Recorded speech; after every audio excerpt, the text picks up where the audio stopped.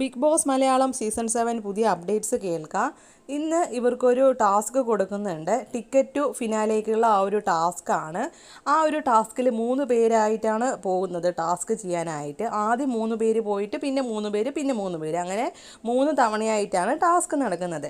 അപ്പോൾ ടാസ്ക് എന്താണെന്ന് വെച്ചാൽ ഒരു സംഭവം കൊടുക്കുക. അതിങ്ങനെ കറക്കി കറക്കി ഒരു ഡയറക്ഷനിൽ തന്നെ ഒപ്പം നമ്മൾ കൂടെയും കറങ്ങണം കേട്ടോ.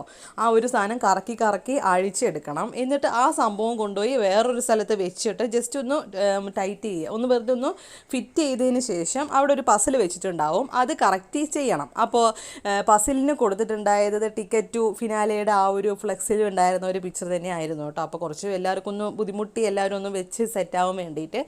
അപ്പോൾ അനിമോളുടെയും അതുപോലെ അനീഷിൻ്റെയും സാബുമാൻ്റെയും ആയിരുന്നു ആദ്യത്തെ റൗണ്ട് കഴിഞ്ഞത്. അപ്പോൾ ഇവർ ടാസ്കൊക്കെ ചെയ്ത് കഴിഞ്ഞിട്ട് അവിടേക്ക് പോകുമല്ലോ.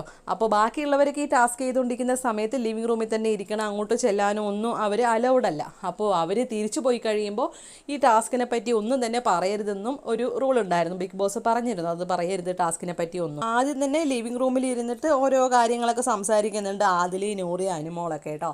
എന്നിട്ട് പിന്നെ അവരിപ്പോൾ അതൊക്കെ അവിടെ നിന്ന് സൂട്ടായിട്ട് വേഗം ബെഡ്റൂമിൽ പോയി ഇരിക്കുകയാണ്. എന്നിട്ട് ഇങ്ങനെ അവർ ഓരോ കാര്യങ്ങൾ സംസാരിച്ച് ഈ ടാസ്കിലോട്ട് എത്തുകയാണ് ചെയ്യുന്നത്. അപ്പോൾ അനുമോളാണെങ്കിൽ അതിലേക്ക് ഭയങ്കര ഉപദേശം, വലത്തോട്ട് തിരിക്കണം, വലതൈ മാത്രം ഉപയോഗിക്കണം, കുറച്ച് സ്പീഡിൽ ചെയ്യണം, നമ്മൾ ധൈര്യം കൈവഴിയരുത്, നല്ല ധൈര്യത്തോടെ ചെയ്യണം എന്നൊക്കെ പറഞ്ഞ് ടെൻഷൻ ആവരുത് എന്നൊക്കെ പറഞ്ഞ് ഭയങ്കര ഡയലോഗാണ്.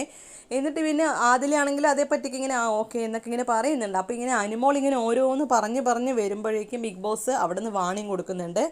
അനുമോൾ അധികം ഒന്നും പറഞ്ഞു കൊടുക്കേണ്ടതില്ല എന്നിങ്ങനെ പറയുമ്പോഴാണ് അനുമോൾ നിർത്തിയത്. ഈ അനുമോൾക്ക് എന്തിൻ്റെ കേടാണ് ഇത്? ഇൻഡിവിജ്വലായി കളിക്കാൻ വന്ന ഒരു പ്ലാറ്റ്ഫോം അല്ലേ, അവിടെ എന്തിനാണ് ഇവരിങ്ങനെ സപ്പോർട്ട് ചെയ്യുന്നത് എന്നാണ് എനിക്ക് മനസ്സിലാവാത്തത്. എത്ര നല്ല ഇൻഡിപെൻഡൻ്റ് ആയിട്ട് കളിച്ച ഒരു വ്യക്തിയായിരുന്നു അനുമോള്, പക്ഷേ ഇപ്പോൾ ഒരു ഗ്രൂപ്പിൽ പെട്ട് കളിക്കുകയാണ്. പക്ഷേ ആ ഒരു നന്ദി ആദിലിക്കും നൂറയ്ക്കും ഉള്ളതായിട്ട് എനിക്ക് തോന്നിയിട്ടില്ല. കാരണം കിട്ടുന്ന സമയത്ത് ഫുള്ള് അനുമോളെ കൊട്ടാനുള്ള ഒരു ചാൻസ് അവർ മിസ്സാക്കിയിട്ടുമില്ല. അപ്പോൾ നിങ്ങളുടെ അഭിപ്രായം എന്താണെന്ന് കമൻറ്റ് ചെയ്യണേ.